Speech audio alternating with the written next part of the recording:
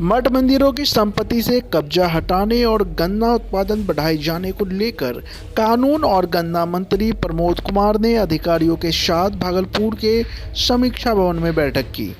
बैठक के दौरान भागलपुर के प्रमंडलीय आयुक्त प्रेम सिंह मीना, जिलाधिकारी सुब्रत कुमार सैन, बांका डीएम सुहर्ष भगत, भागलपुर और बांका के एडीएम सहित भूमि सुधार से जुड़े सभी अधिकारी मौजूद रहे। इस दौरान कानून मंत्री ने जहां भूदान यज्ञ समिति द्वारा वितरित पर्चा की जांच और दखल कब्जा से संबंधित जानकारी हासिल की। भवन बनके तैयार हो गया है सर, सुनवाई अभी तक वहाँ पे चालू, कब से सुनवाई सर वहाँ पे चालू हो जाएगी? देखिए, आज भी हम आए थे यहाँ, एक कमिश्नर साहब, एक 10 डीएम साहब, 10 रूम का एक इजलास बनना था। और हम आपको क्या कहें कि पिछले 2 साल से उसका पैसा आवंटित हुआ, लॉ विभाग ने दिया क्या बोलते हैं भवन निर्माण को। और हम पिछला बार आए तो वह अभी काम ही शुरू नहीं, टेंडर फाइनल नहीं हुआ था 2 साल से के बाद। तो हम आए तो हम पूछे कि भाई 2 साल से ही पैसा आया है, कहाँ काम है, चलो तो देखा जाए। तो उसका इंजीनियर आया, कहा कि बोलो सर अभी तो इसका टेंडर का ही ये नहीं हुआ, वो नहीं हुआ, वो नहीं हुआ। तो आप नहीं थे, आप शायद छुट्टी में थे, आपके आईएएस थे, डीडीसी महिला, वो बेचारी थी, वो बहुत डांट डपट की।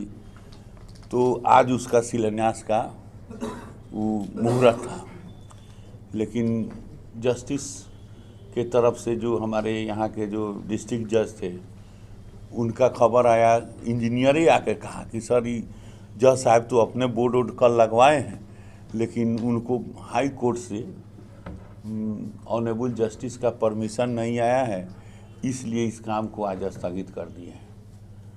तो ये जो भवन निर्माण बना देता है तो रुपया तो बिहार सरकार का है, लेकिन जस्टिस जो हमारे हैं उनके ये अधीन चला जाता है।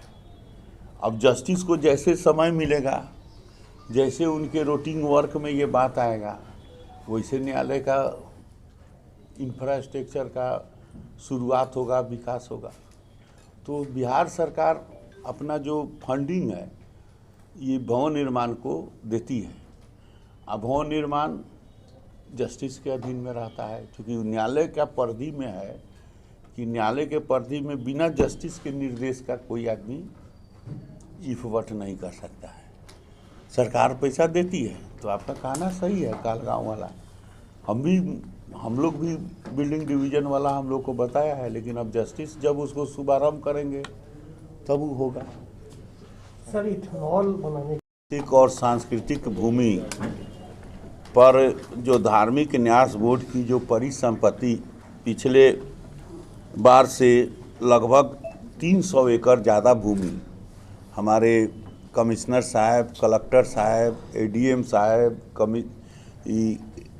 एसडीओ साहब, एलआरडीसी, अंचल अधिकारी, जो रेवेन्यू से जुड़े हुए जो भी हमारे सम्मानित अधिकारी हैं, जिन्होंने कठिन परिश्रम कर और ये जो धार्मिक न्यास बोर्ड 1950 की जो न्यास बोर्ड की जो रूल ऑफ लॉ है, उसकी जो ऑनरेबल सुप्रीम कोर्ट के जो जजमेंट है कि सेवादार कभी हकदार नहीं होगा, और चाहे जितना सेवादार जिसको भी अवैध बिक्री किया है प्रॉपर्टी, वह स्वतः खारिज समझा जाएगा।